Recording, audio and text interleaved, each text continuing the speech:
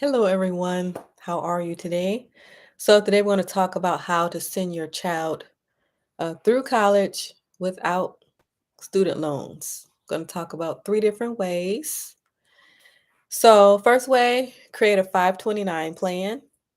They made some recent changes with the 529 plan where they are allowing you to put up to $10,000 on a student loan. That's a new change.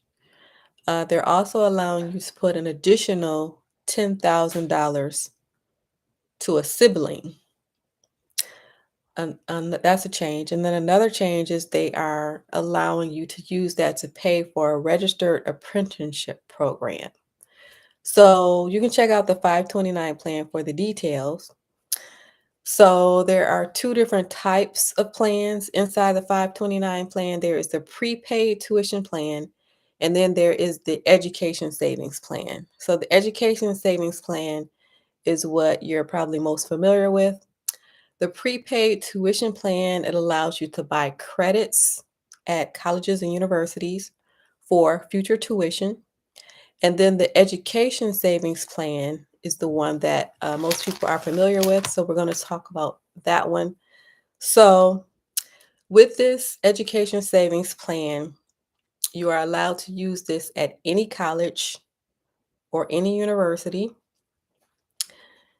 It pays up to $10,000 a year. And I'm thinking $10,000, school is way more expensive than $10,000 a year. But I just looked up the recent costs of college, and I know it will vary depending on what college you go to. But in general, undergrad is around 17,000 a year, depending on what school you go to. That's in state. So if you go to a school that's in the same state that you were born and raised in or have citizenship in, it's about 17,000 a year if you're a resident of that state. But if you are going out of state, that 17,000 a year turns into 57,000 a year. So the 529, it allows you to pay up to $10,000 a year. So the 529 plan is basically an investment account. You're going to have a mutual funds or ETF or a target date fund. So it's essentially an investment account, and you put money in there and the money grows on its own because it's in an investment account. It's compounding, it's growing, it's growing, it's growing, it's growing. So you start it when they're very, very young, like 1 years old, and the money compounds and compounds, even if you don't add anything to it. It's growing on its own, growing, growing, growing, growing, growing. And then when they get ready to go to college, they have this big nest egg that they can use for college instead of using student loans. So when you take the money out, you're not taxed on it. And if you use it for education purposes, you're not taxed on it. If you take the money out and you're not using it for education purposes, there is a 10% penalty. So it does let you take it out for purposes other than education, which I thought was interesting because I thought you had to use it for education. But if you use it for education, there is no tax penalty. But if you don't use it for education, then there's a 10% tax penalty. So that is the one way. That's the 529 plan. So the other way is a custodial account. And this is setting up an account for your child. It's essentially an investment account. It works the same way, compounding interest because it's in this account. Compound. It's growing, it's growing, it's growing. You start when they're young. It's growing, it's growing, it is growing, it's growing, it's growing. Then when they get ready to go to college, you have this big nest egg, and you take out however much you want for their expenses.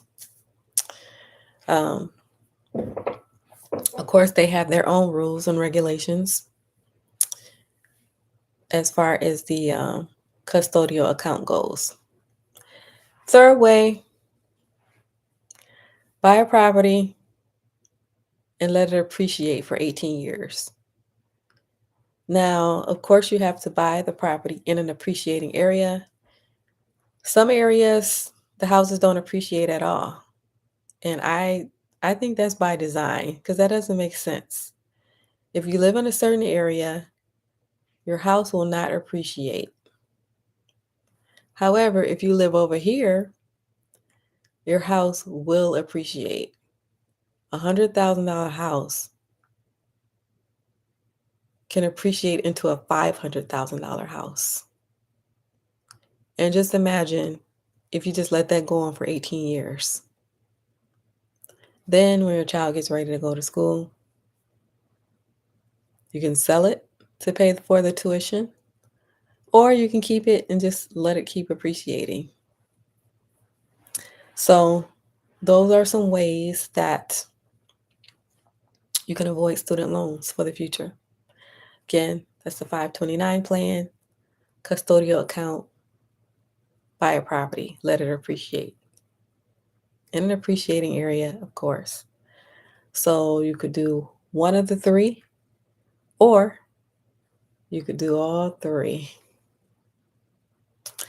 So that way, your child doesn't have to have student loans and they can get on a better start.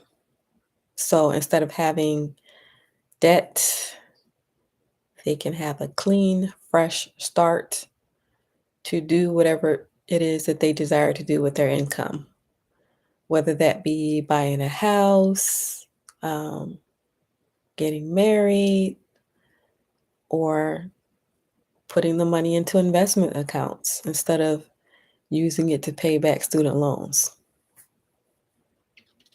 All right. So those are some ideas to avoid the whole student loan fiasco. All right. If you choose, like if your child decides to go to school, like everyone doesn't decide to go to school, and that is perfectly fine. Um, some decide to go to the military, and some decide to become entrepreneurs right away. Entrepreneurship is great. So, whatever career path they choose, you can make it easier for them. And those are 3 ways to do it. All right. So do me a favor. If you like this channel, hit the like button. If you are not a subscriber, hit the subscribe button and notification bell next to it so that you won't miss the episode. Also leave a comment and let me know your thoughts. And one more thing. Before you leave, hit that like button. And before you leave a comment. Let me know you are here. And if you like the channel, if you don't like the channel, let me know your thoughts. All right. Thank you for watching. Hit that like button. Have a good night.